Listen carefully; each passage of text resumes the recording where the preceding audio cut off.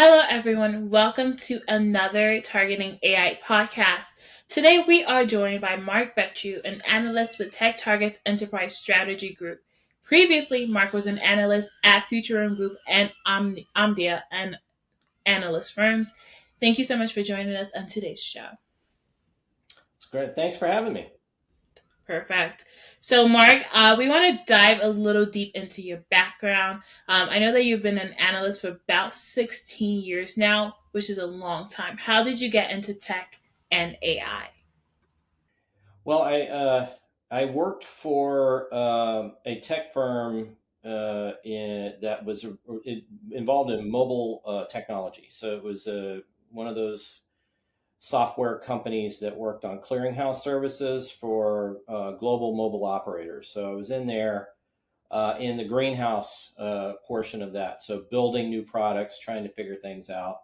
And all of that was about total addressable markets and where are things going and all of that kind of stuff. And I was really part of my job was forecasting, right? So what's going to happen, what's going to go, and I was like, wow, I really like that.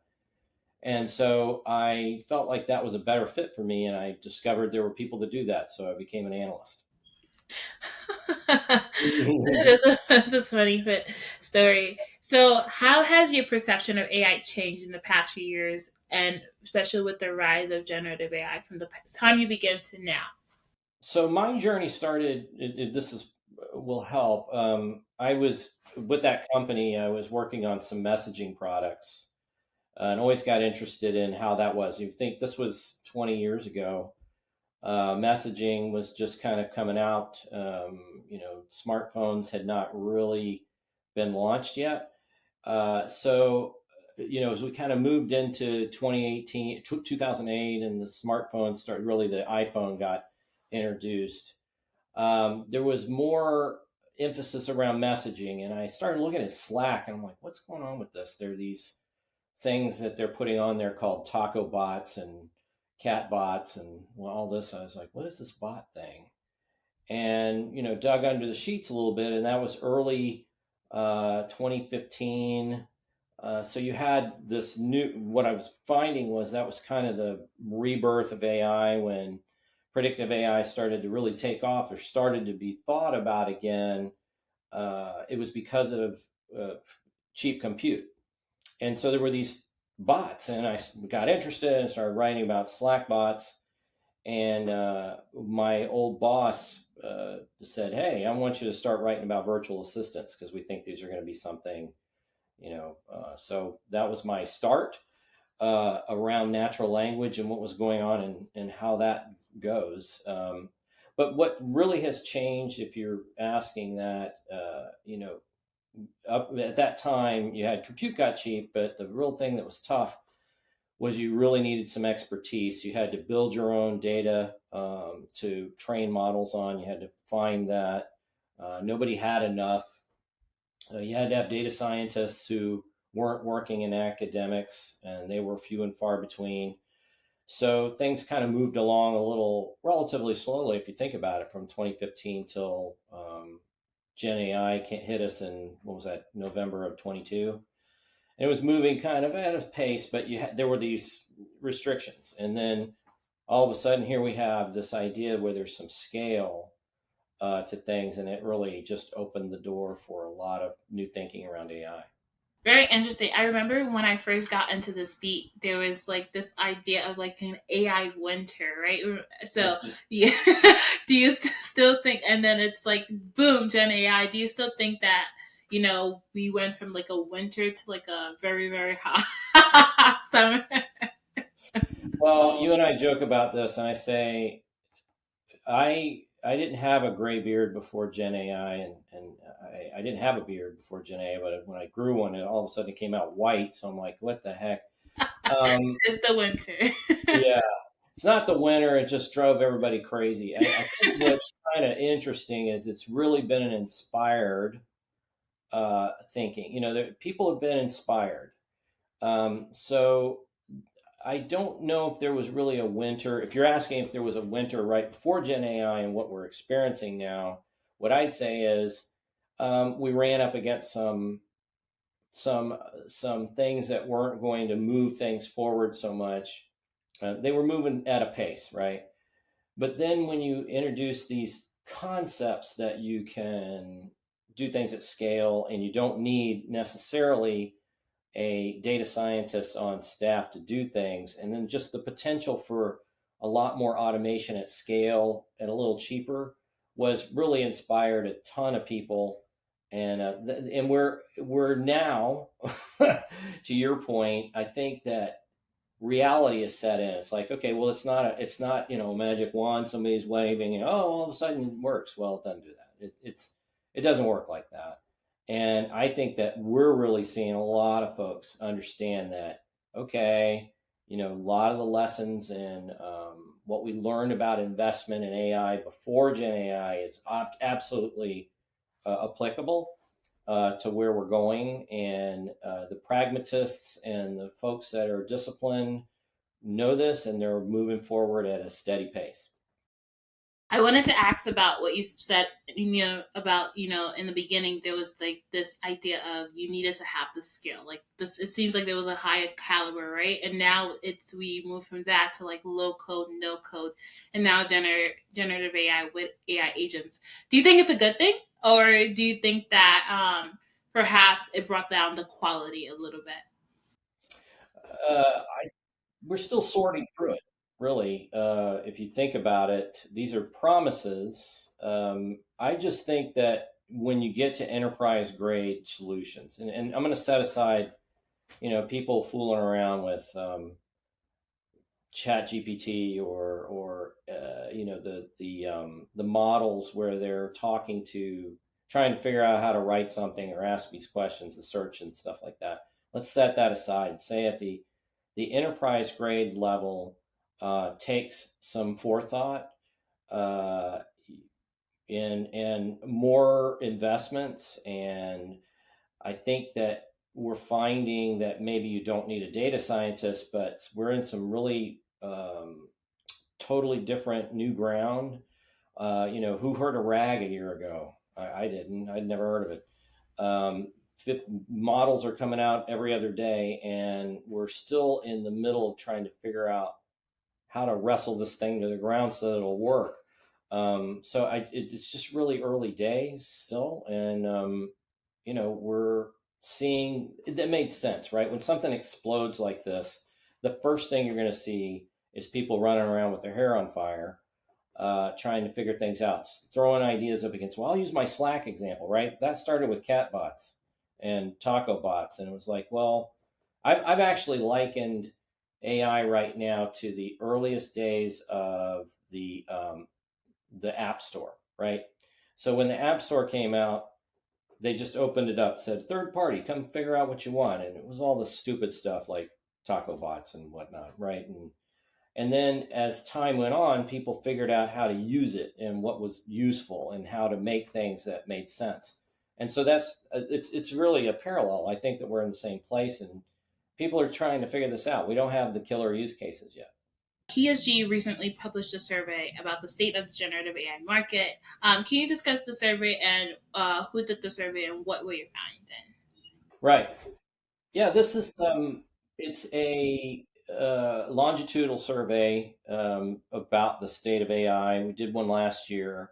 This one it's comprehensive. It's a nice look across. We had over 800 qualified responses from all over the world, and the what we went with once you asked the question was, do you have generative AI in either POC, early production, or mature production? And those 832 did. So there was a bigger group, but who answered most of the questions after that question, or the only thing we considered after that, were folks that were kind of in this mode, right?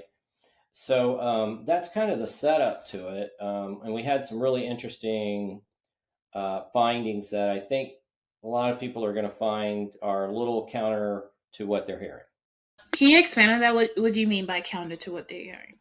So the first thing that we did, so think about that first question. The first thing we asked was, where are you, right, in this journey?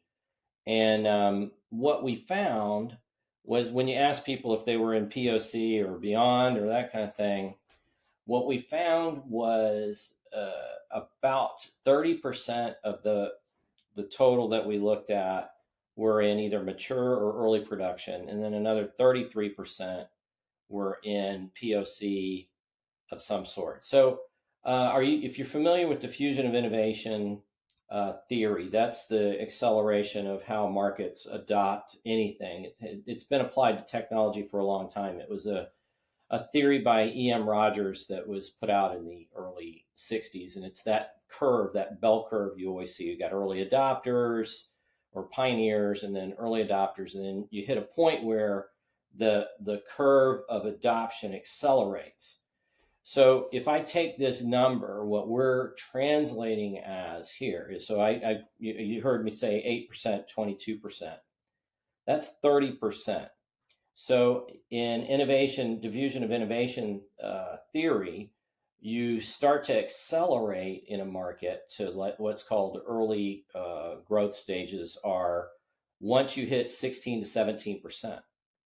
So in what we're seeing is what I would translate as you're into the acceleration part of this curve, and you're heading towards mass market. This is mass market adoption, basically.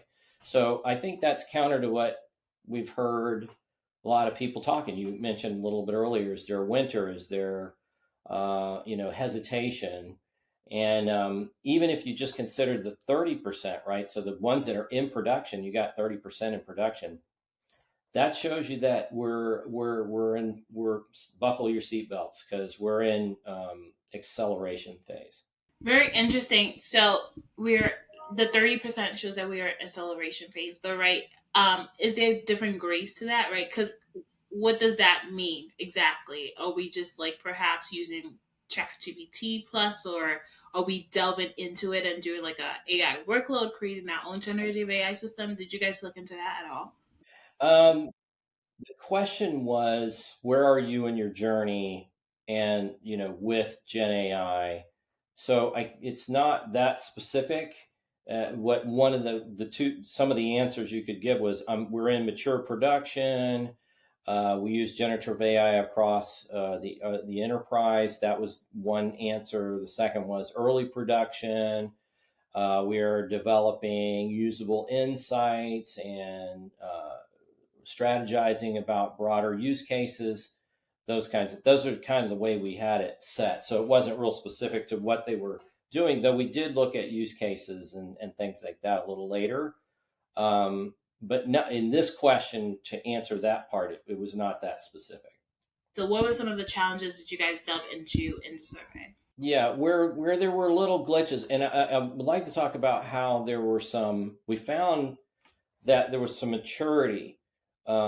People in this group, again, when we're talking about that group of those percentages that we said were in production or POC, had some very mature approaches, and I'll get back to that. But yeah, the unsettled part really got to, there's really no consensus around what the top priority for Gen AI is. And this goes back to what we were talking about a little earlier about we had, asked them, are you doing product development, software development, customer service, research, IT operations, all these different things.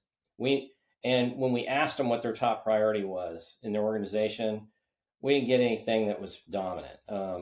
They were pretty low in their answers, but it was all over the place. So they basically said 15 different areas. So to me, the highest one they had was 11%. That doesn't tell you that there's anything going crazy. So I would say there's really no consensus in a broad sense around what the top priority for Gen AI is. So that's one thing that's a low, not settled. There wasn't, this was one stat that I think was really interesting. 63% of our respondents, against this is that group that is doing something, said they feel that the changes are needed to support infrastructure before they can proceed with Gen AI.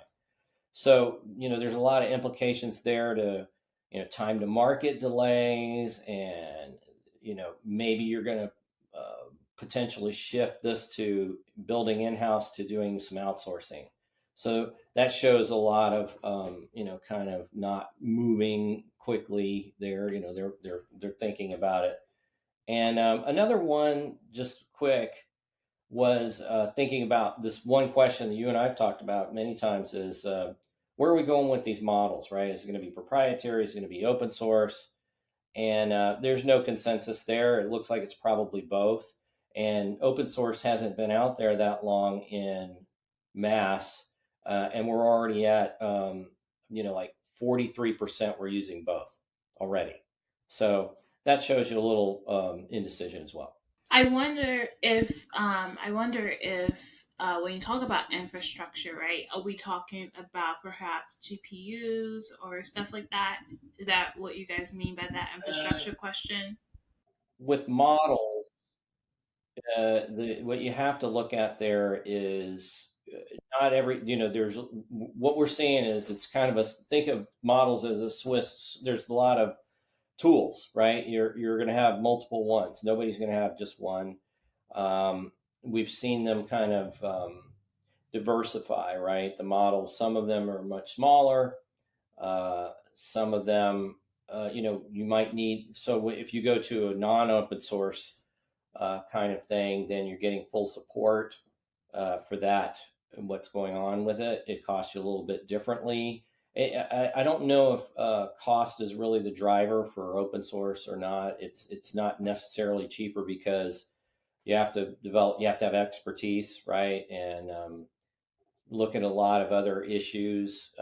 So I think that people are thinking about how to use these things and they're understanding that not one model fits everything that they need. So they're kind of looking through to see what works for them in certain instances. Very interesting. You spoke about some of the use cases. So, um, in your opinion, we're kind of at that peak stage of usage, right? Based on the survey. So, what are some of the surprising use cases of generative AI that you guys found?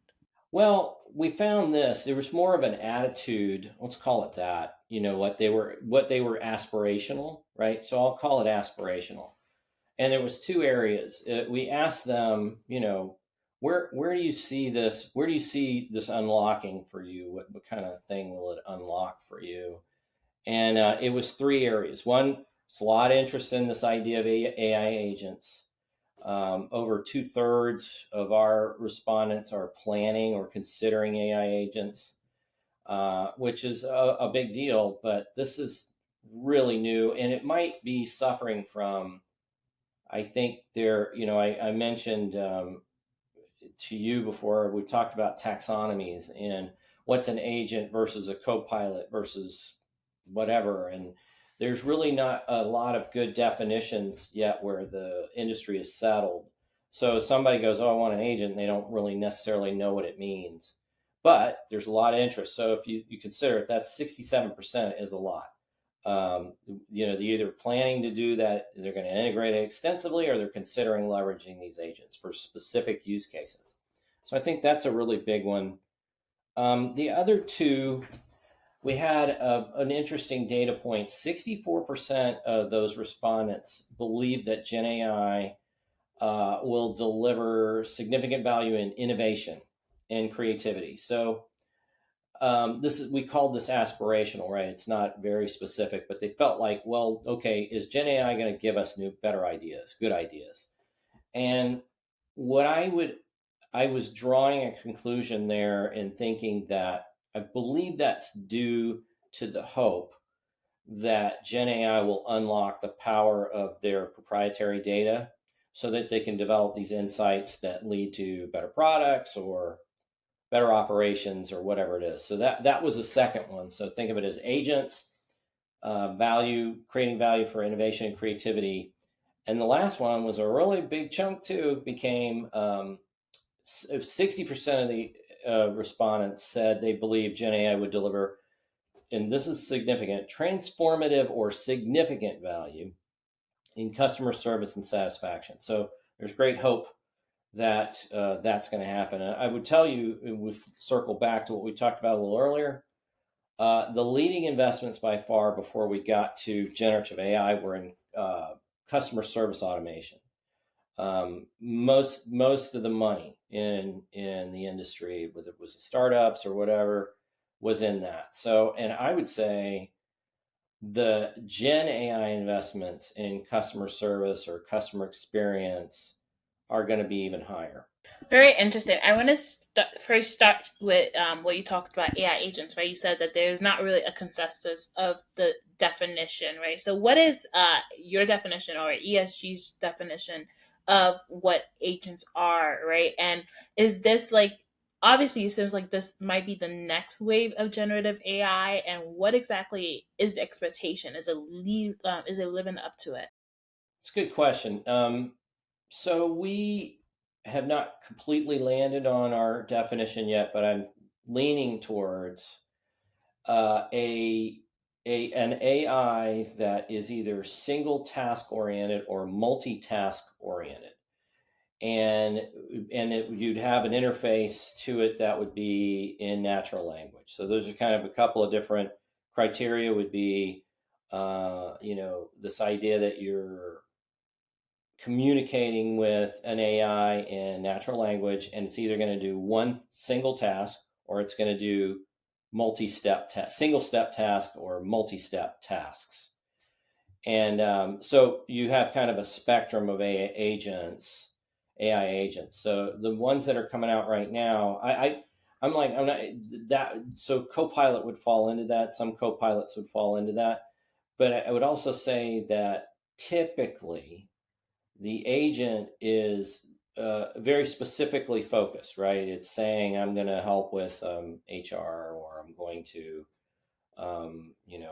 do expense reports or something like that. And it's the beginning of what I'd call the holy grail of AI, which is, in my opinion, one of the holy grails of AI is: are we moving towards this interface with software, where we have this new interface? We had the GUI, we had, I don't know what else you want to call them, the touch and stuff like that. But here we are. Will we be, over the next 10 years, starting to have an interface where we tell software what to do, and it figures out how to go do it?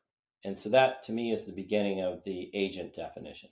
Do you think they will live up to expectations, right? Because when I think of agents, I was going to ask this question later, but I guess I can start asking now, is the idea of AGI, right? Is agents. I see your face. As agents, the face that leads us to artificial general Uh, yeah, there's some really great stuff from the academic side when they talk about general intelligence. There's still a really pretty good chunk of the smartest people thinking about it's like, this is totally impossible. It's not. It's never going to happen. There's too many. There's too many unique elements of human nature, human existence, that cannot be replicated by general intelligence. So maybe they redefine the what they mean by that. But sentient and all of that, I'm sorry, you can take that to the bank. You're not going to have that for a long time, if ever.